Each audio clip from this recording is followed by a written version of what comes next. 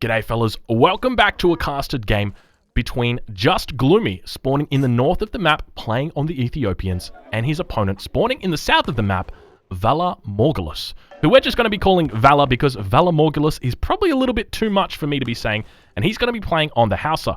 So for anybody unfamiliar with these two civilizations, you've probably been sleeping under a rock if you play Age of Empires 3. These are the brand new African civilizations that were released in the most recent DLC. And they are brand new additions to the game. So one of the things to note about these civilizations is that they do start off with livestock compared to just your normal resource crates. So the livestock begin to fatten up on the livestock market. The livestock market does work a little bit more slowly than a normal livestock pen that the European civilizations have got access to. We now see Just Gloomy placing down a granary as well. The granary is a free building, but it's going to be providing him quite a lot of food income bonus.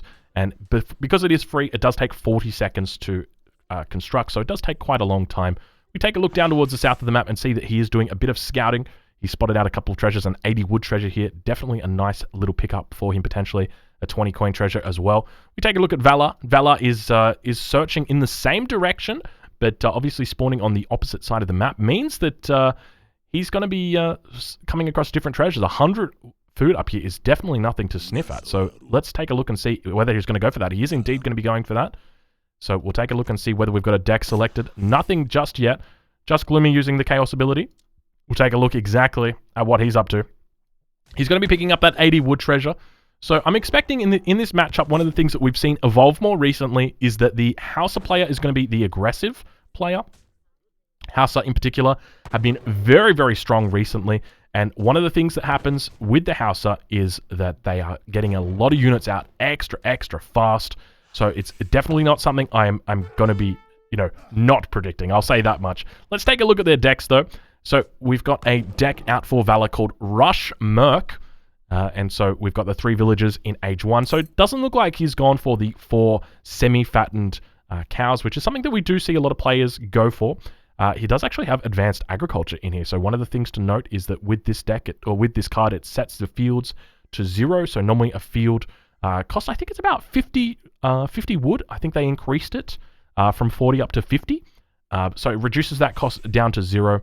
And we take a look at the other cards he's got. It's obviously got mercenary cards in here as well. So he's got the 10 desert warriors in here. So I'm expecting that we're going to be seeing a mercenary rush out of him. I'm curious exactly how he's going to be trying to pull it off now. For anybody wondering about these players aren't, top 10 players. These are a little bit further down the ladder. So you may see some stuff that you might not agree with or may disagree with. So it's important to remember, though, that these guys are newer players. So they're still working on their strategy, still refining things up. And speaking of refining, we've now got Songhai in queue. Going to be going up with 14 villagers. So relatively, I'd say late. Normally we do see people trending towards that 10 villager age up here, but I guess they're not always aging up with the extra 3 villagers here as well. Let's take a look at his opponent's deck. Just Gloomy is going to be dropping his age up in right now. Where is it? Where is it? Any second now. There it is. Going up with the Jesuits. Now, one of the things to note, I'm just looking at this deck. This is very curious. We've actually got this card right here, Jesuit Influence, in Age 1. So, I don't know. I'm assuming this might be from the previous patch, but I don't know exactly how we're watching this, because normally games from the previous patch go out of sync. So, that's one of the things to note. So, this may be before the pre-nerf, which is kind of strange, because this was actually posted or given to me within the last couple of days. So, I'm not sure exactly how that's happened, whether that's a bug, but this card's actually in Age 2 now. So, a little bit curious. One of the things to note with this deck is that Big Benny is in here. Now, there's no 700 wood. There's no 700 coin either. So, Big Benny is going to be providing all those resources in the second age. So, plenty of resources going to be coming in, but it's all going to be from the big man, the Big Benny himself. Couple houses now going up, as well as a granary going to be coming up on the front. There is an ibex hunt out here towards the south of the base, and he's going to be dropping down this granary just to try and get this ibex hunt in. Now, one of the things to note that when it comes to the way the AI works in this game, you see this drop down, immediately the hunt is just moving away. Immediately. Like, look, they're running away. All of the animals are just going away from it. Now, the devs have said that this isn't intended, or, that, not that it isn't intended, but that the AI hasn't changed from the original game. This never used to happen in the original game. In the original game, you could drop down a building in the middle of a hunt. They would move out of the way for it, but they would just hang around it. But now, they literally sprint away. Like, you drop a building down like that, and they're just out. They're out so quickly. So we take a look now. Speaking of out, what have we got here? We've got a church going down, a war camp going down. So obviously going to be aging up with the Jesuits, means there's plenty of experience getting dropped down on the ground as well. Mountain Monastery Builder going to come out and take down the relatively safe coin mine. There is a coin mine up towards the main base, but one of the things to note, it's not always going to be as safe, just because if you do get rushed, you're potentially going to be idled underneath the town center, and it's going to mean that you are potentially idled, and then you're not going to be able to gather with gold. So we'll take a look over at his opponent. So now going to be sending in Jesuit influence. Now, one of the things to note, he's actually sent Jesuit influence upon aging up. So it's almost like this nerf even never really affected him in the first place. So we take a look over at Vala Morgulus. We see exactly what he's up to.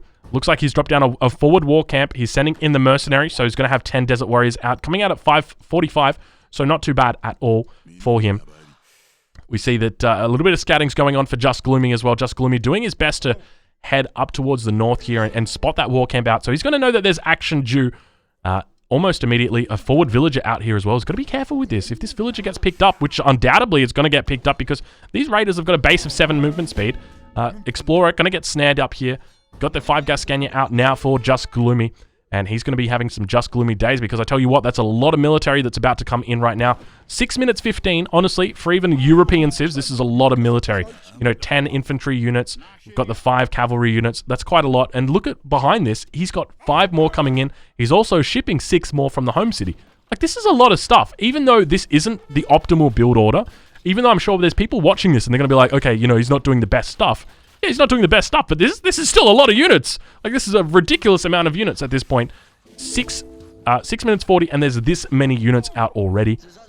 So Gascania gonna have a difficult time up against these desert warriors, and we take a look now at what he's sending in from the home city. Going to be sending in the Cannoneer mercenaries, and we can just see just how slow this is compared to the opponent's strategy. Obviously, he went for 4 villages, and it's never really a safe bet to go for 4 villages. We'll spot out the villager count and see how well he does.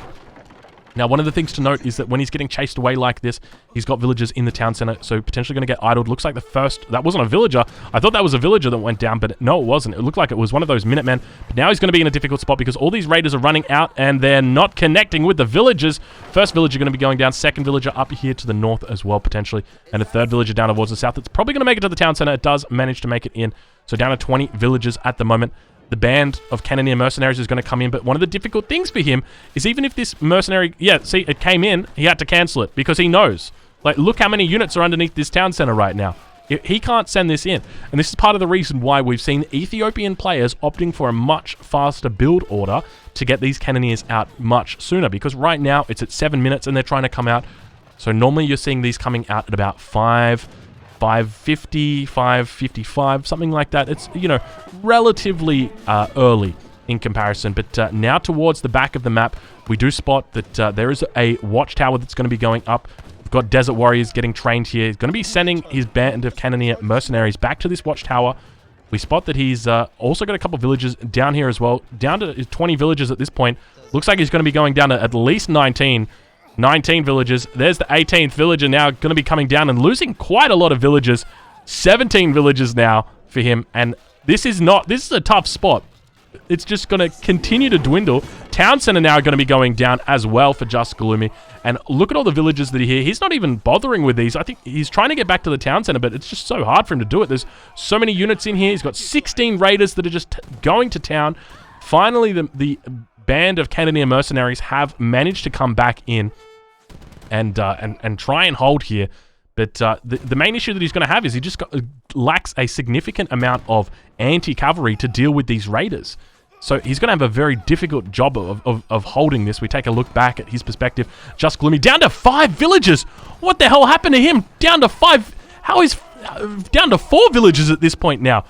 How does that even happen? He's got 4 villages in the town center, and one of them is an A-boon. It's absolutely... what the heck is going on? He's somehow managed to hold on, though, despite this. He's trained up Desert Warriors, and one of the things... Like, the question is, how do you get back into the game at this point? When you're this far behind, it's one of those things where it's like, you're down to 4 villages, you've lost your town center, there's literally no way that you can get back into this game at this point. Because your opponent's sitting on 22 villages, you know, there's plenty of shipments that are going to be coming in. All he needs to do now is to win this game, he just needs to sit back, make units, potentially look at going to age 3, and he wins the game. That's exactly like how he wins that. We take a look back at Just Gloomy, and, you know, it's one of those things where we spot, you know, plenty of military here. Oh my god, oh my lord. Oh, he's sending the card. Oromo Migration. So for anybody unfamiliar with this, oh, this is going to be insanity. This is going to be insanity. For 20... That's a 21 villager shipment. 21 villagers in age 2. A perfectly balanced card. Oromo Migrations is a perfectly balanced card. Oh my lord. Okay. So for anybody wondering what the hell just happened, okay. So Oromo Migrations, it ships 1 villager and then an additional villager for each one that you have lost so far this game, up to a maximum of 20. Now, I'm not sure if you guys remember earlier in this game, but he lost a lot of villagers.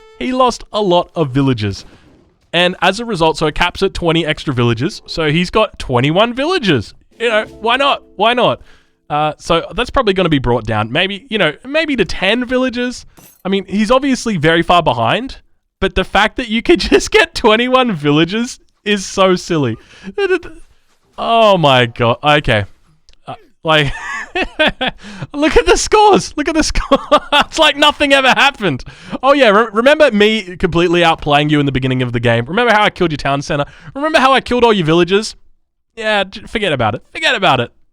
Don't worry. Big Benny now going to come in here. Let's see if he's probably going to go for a bit of a gold sell here. He did go for a gold sell. No, it was a wood sell by the looks of it. We saw Big Benny come in, but that was it. War Camp going to be going down. I'm not sure. What did he do with Big Benny? Where did Big Benny go? I feel like there's not enough resources there. Town center getting dropped. Never mind. Town center getting dropped in front of the granary. So despite the opponent pushing in with Falanis, we've got a forward town center being dropped. He's got plenty of HP on that Explorer, so I'm not too worried about it going down. Falanis aren't going to do a whole lot of damage. Main concern is going to be those Raiders. They do quite a fair bit of damage here. And so he's got to be careful here not to lose this town center. And by the same token, we spot the Sanga cattle out at the livestock market. Just fattening up. There's a couple of Sanga cattle around here, but Falani now going to be applying pressure. That Explorer does go down. 4,600 HP on that town center, so still a little bit of ways to go before it gets up there, but Just Gloomy going to be sending in the Shotel Warriors right now. He's got plenty of units in queue. He's got the Gaskenia, but I think he's actually cancelled that building because I don't think that went down that quickly. That is a frustrating cancellation there for Just Gloomy, so unfortunate. And more villagers now. So we'll do a quick stock take. 24 villagers versus 29 villagers. So Just Gloomy absolutely fine. Like nothing ever happened. And it's great for him to have that reset card. He's moving forward his villagers now. I don't know whether that's pathing or whether that's just Gloomy going for it, but his villagers don't have any upgrades. He's still losing out some more now. I don't think he can send this card twice. I think he can only send it once. So we've now got those Shoto Warriors going to be coming out, looking to clean up these Falani Warriors, and rather Falani Archers. And more Shoto Warriors now going to be coming out on top of them as well. So plenty of units. Going to be able to clean this up. A bit frustrating that the town center did go down. I would have loved to have seen it placed a little bit more defensively. Maybe just back here. I know that he had the hunt up here, but very easily he could have got it back down. So Shoto Warrior is going to be doing a great job of just cleaning this up. Really just preventing any further aggression from coming in here and securing this one out for Valar.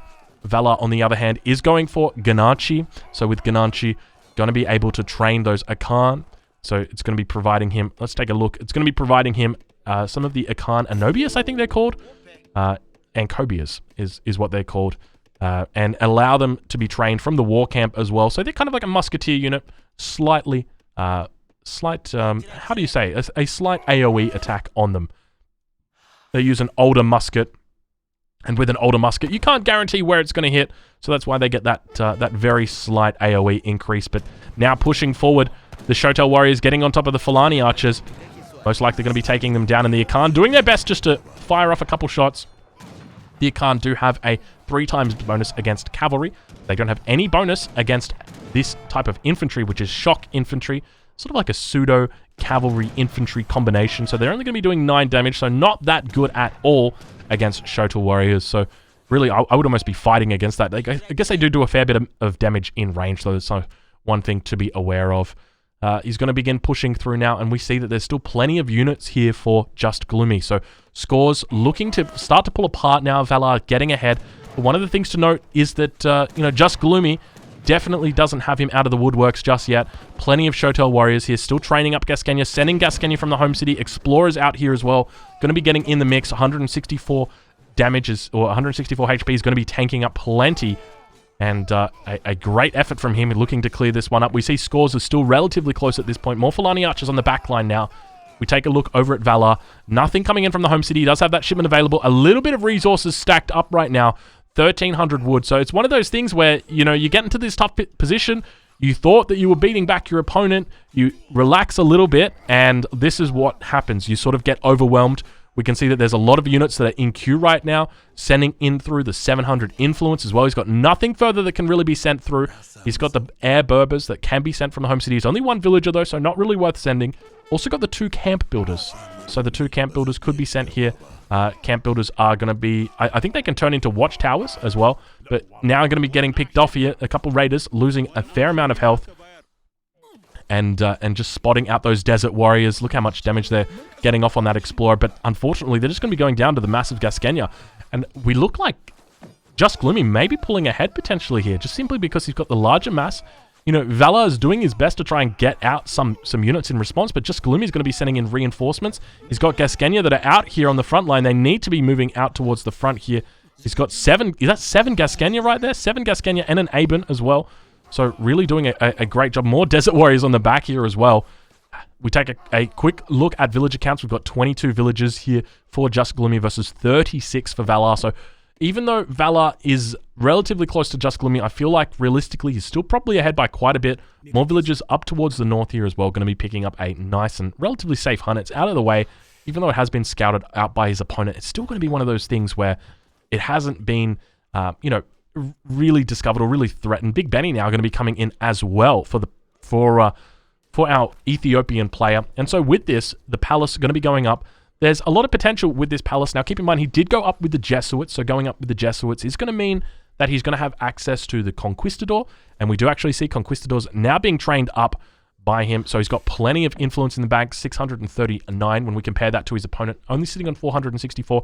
He's actually calling through those raiders, so bringing those in from the Songhai age up, so pretty darn decent at this point, I would say, and just in a pretty decent spot. He's got 7 villagers on wood at this point. I feel like if you're sitting here at this point and you've got this much wood in the bank, you need to figure out something to do with it. So what would I be doing? I would be dropping down trading posts. I would drop a trading post with this villager, drop a trading post up here with a villager, and then take these 2 down the south with my explorer.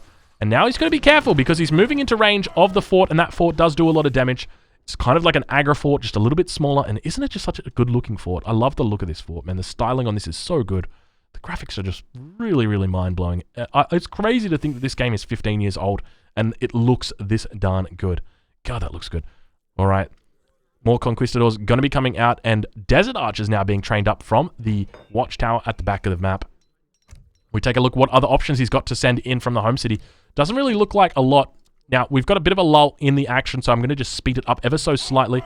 I say ever so slightly, but look how fast I've sped it up, and already we've got villagers getting killed in the base. We've also got a bit of a base trade with the front over here. War camp potentially going to be going down to the Gascania.